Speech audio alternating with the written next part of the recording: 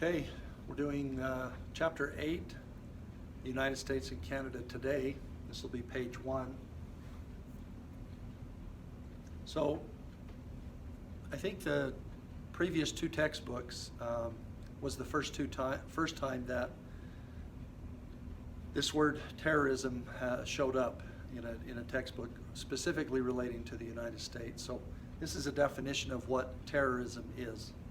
So it's the use of or threatened use of force or violence against individuals or property for the purpose of intimidating or causing fear for political or social ends. We could look at, a lot of people think the virus right now in 2020 is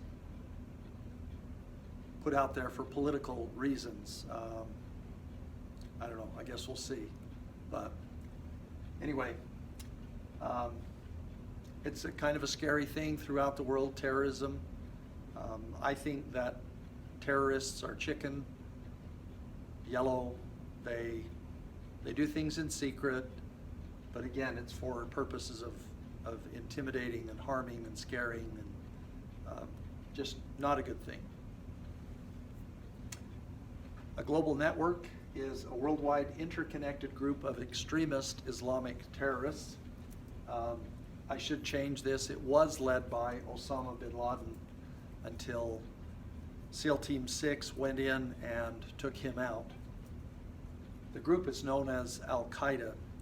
Seems like today we're not really hearing as much about these groups as we used to. This is November 30, 2020, so hopefully we don't hear any more about them. I know they're still out there, but again, kind of a scary thing. A coalition is an alliance of nations to fight against the war on terrorism. So collectively, these countries that are looking out for their people and don't want this type of stuff going on group themselves together to fight against them.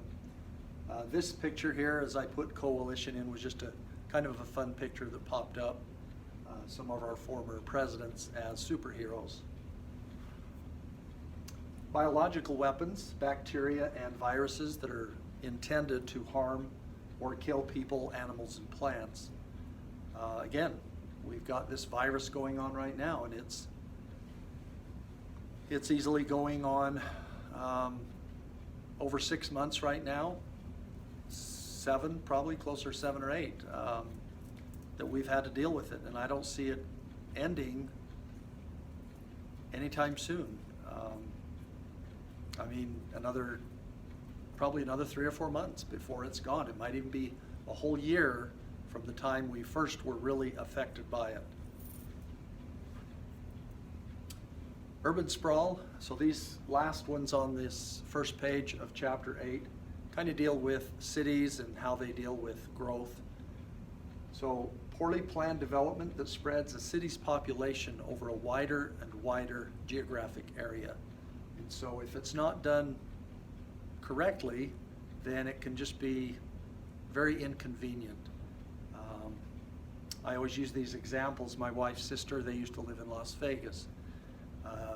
When they first built their house, it was almost to the edge of Las Vegas on the western side. And there were these huge roads, 3 or 4 lanes going each direction, and you drive on them and be one of, just a few cars out there.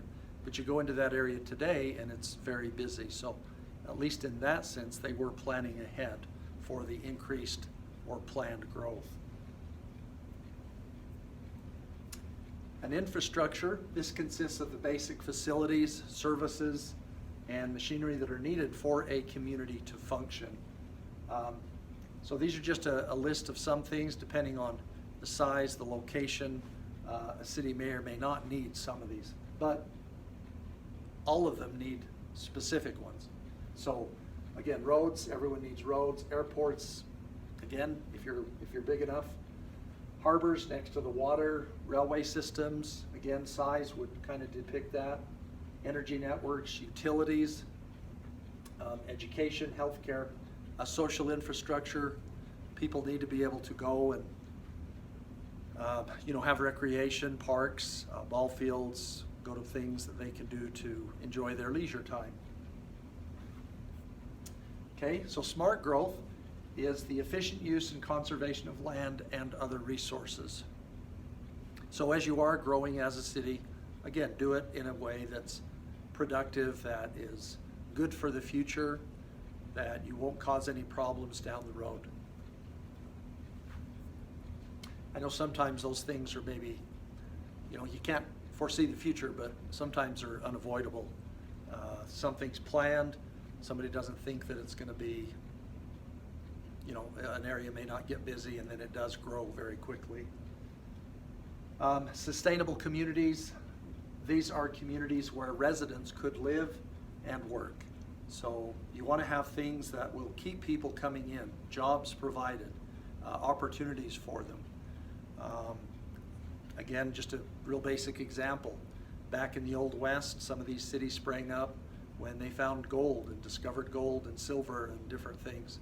And they went in, and when the gold and silver ran out, there wasn't really anything to keep people in those cities, and they became ghost towns.